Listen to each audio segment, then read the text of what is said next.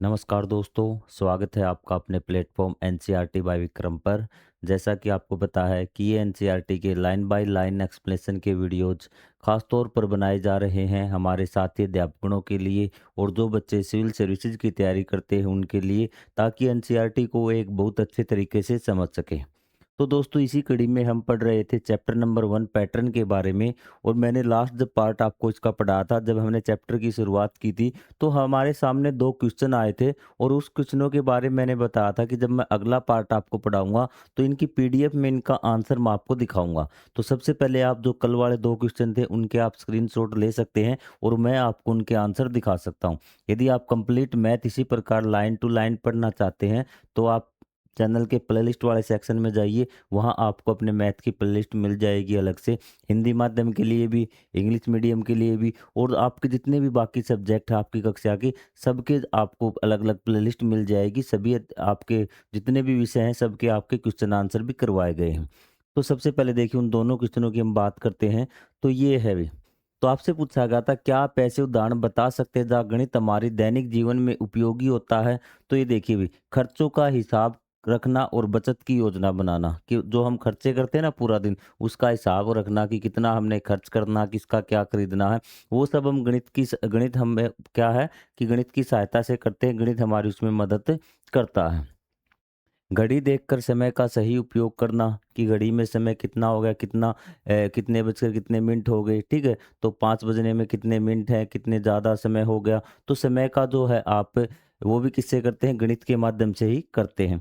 भोजन बनाते समय सामग्री की मात्रा तय करना, कि आपको 1 किलोग्राम आलू लेने हैं, आपको कितना और मसाले लेने हैं, कितनी क्या चीज़ें लेनी हैं, इसमें भी आपका क्या गणित काम आता है अभी। ठीक है?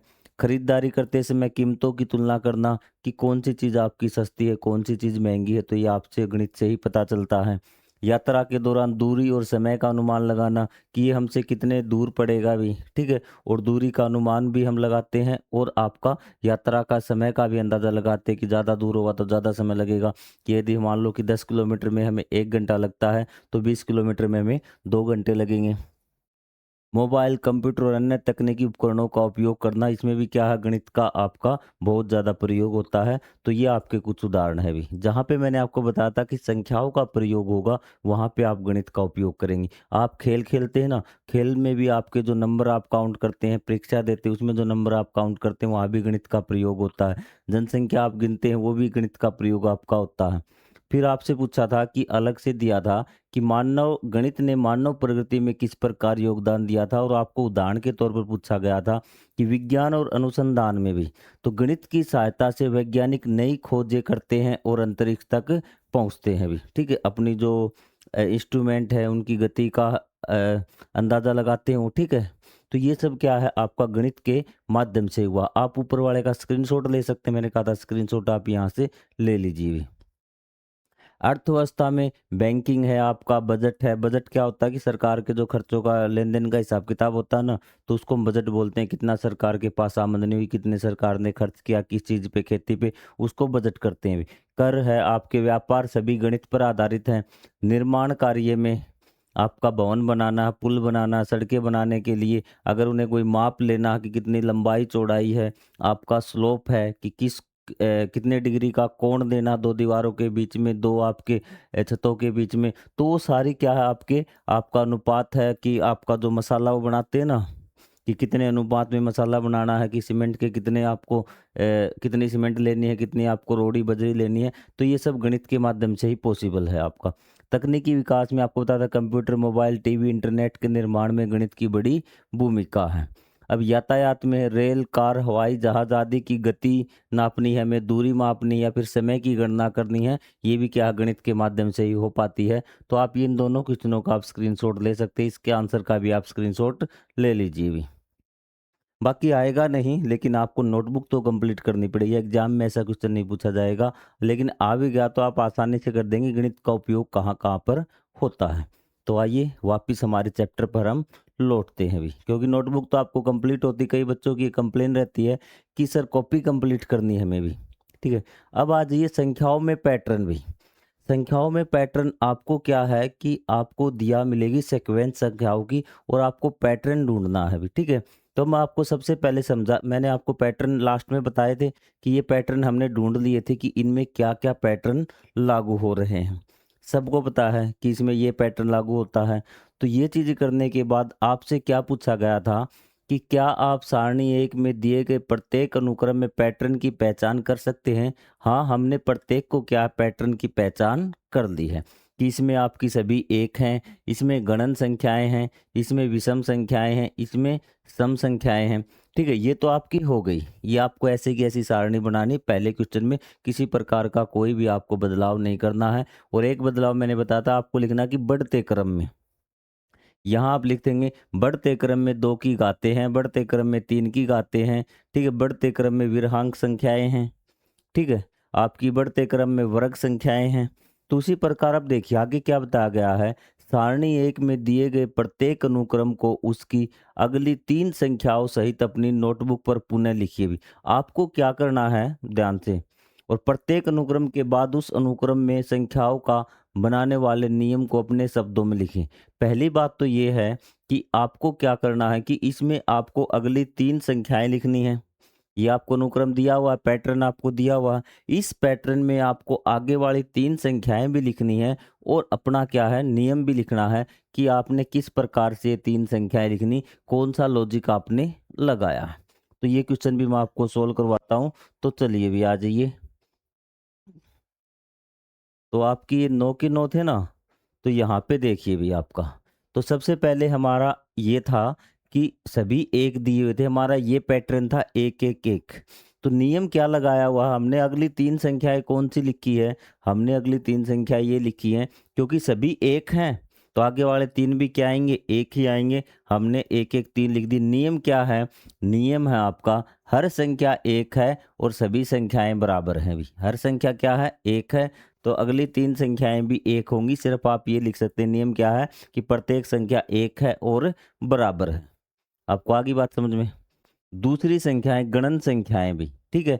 अनुक्रम क्या है 1, 2, 3, 4, 5, 6, 7 था, अगली 3 संख्याएँ आप लिख सकते हैं 8, 9, 10, ठीक है? अब आपने नियम किस प्रकार से लगाया कि हर अगली संख्या में 1 जोड़ा जाता है, कि आपकी संख्या 7 थी ना, तो आपने 7 में 1 जोड़ दिया, 8 लिख दिया, 8 में 1 जोड़ दिया, 9 लिख दिया, 9 में 1 जोड़ लिख दिया, 10 लिख दिया आपने नियम भी। स्क्रीनशॉट ले लेना, किसी प्रकार की कोई दिक्कत नहीं है अभी, ठीक है? अब आगे विषम संख्याएँ थी जो भी, अनुक्रम ये था विषम संख्याओं का, हर अगली संख्या में 2 जोड़ा जाता है। और यह सभी संख्याएँ 2 से विभाजित नहीं हैं या फिर ये सभी संख्याएँ क्या हैं? विषम हैं। आप ऐसा भी लिख सकते हैं, लेकिन हमने अगली संख्याएँ जो रूल लगाया है, वो क्या है कि अगली संख्या में 2 जोड़ा जाता है। 13 था आपका, 13 के बाद 2 15, 15 के बाद 2 17, 17 के बाद 2 19। कोई डाउट हो तो आप कमेंट कीजिए।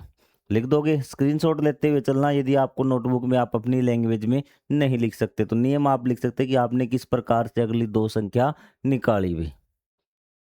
अगले पे आ जाइए। सम संख्याएँ हैं आपकी, आपने सीक्वेंस देखा?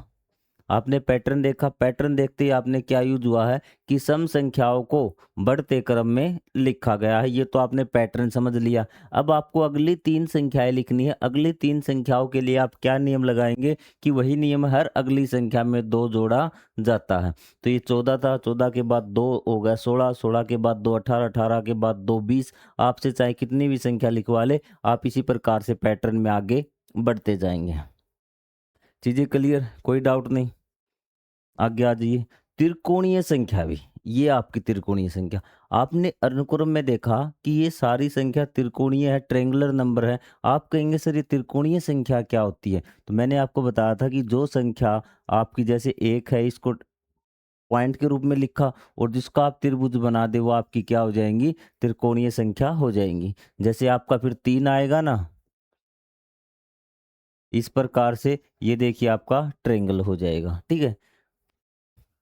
तो नियम हर अगली संख्या में क्रम से 2, 3, 4, 5 हम जोड़ते चले गए हैं। अभी क्या-क्या जोड़ना आपको अगली संख्या में? यहाँ पे 2 जोड़ा है, फिर 3 जोड़ा है, फिर आपको 4, फिर 5, फिर 6, 7, 8, 9, 10 इसी प्रकार हम लगातार अगली संख्याओं में 2, 3, 4, 5 मतलब गणन संख्याएँ जोड़ते हम चले गए। आपको नियम समझ में आ गया? अब है वर्ग संख्याएँ भी।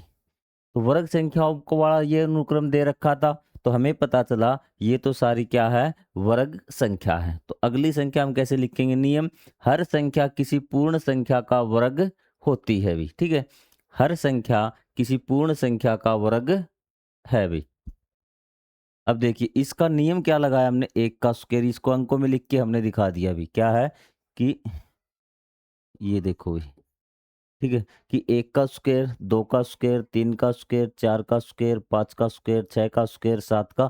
तो ये नियम यहाँ लगा दिया कि हर संख्या किसी पूर्ण संख्या का क्या है, वर्ग है भी। जैसे आपका ये एक का वर्ग है, फिर दो का वर्ग, तीन का, चार का, पाँच का, छः का, सात का, आठ का, नौ का, 10 का, 11। इसी प्रकार हम अगली चाहे कितनी मन करे उतनी संख्याएं लिख सकते हैं। हमें क्या है, अगली जो इसकी हमें क्या है कि जो पूर्ण संख्याएं हैं ना उनका क्या लिखना, वर्ग लिखना है, ये इसका नियम है। और ये आप ये भी लिख सकते हैं। फिर है घन संख्याएं, हमें ये दिया हुआ था अनुक्रम और हमने देखा ये तो क्या है कि आपका जो पूर्ण संख्या है उनका क्या है, घन है। घन का मैंने आपको लास्ट लेक्चर में बताया था, घन का मतलब है कि इस संख्या को आपको 3 बार गुणा करना, एक का घन लिखना आपको, एक गुणा में एक गुणा में एक, 3 करना। फिर आपने अगली संख्या देखी, अगली तो सर ये तो हमें 2 का घन लग रही है, 8 आपका हो गया। फिर आपने देखा ये तो 3 का घन है। तो मतलब नियम क्या है कि हमें क्या लगातार पूर्ण संख्याओं का घन लिखना है, ठीक है। तो ये आपका 1 का हो गया, 2 का लिख गया, 3 का, 4 का, 5, 6, 7, 8, 9।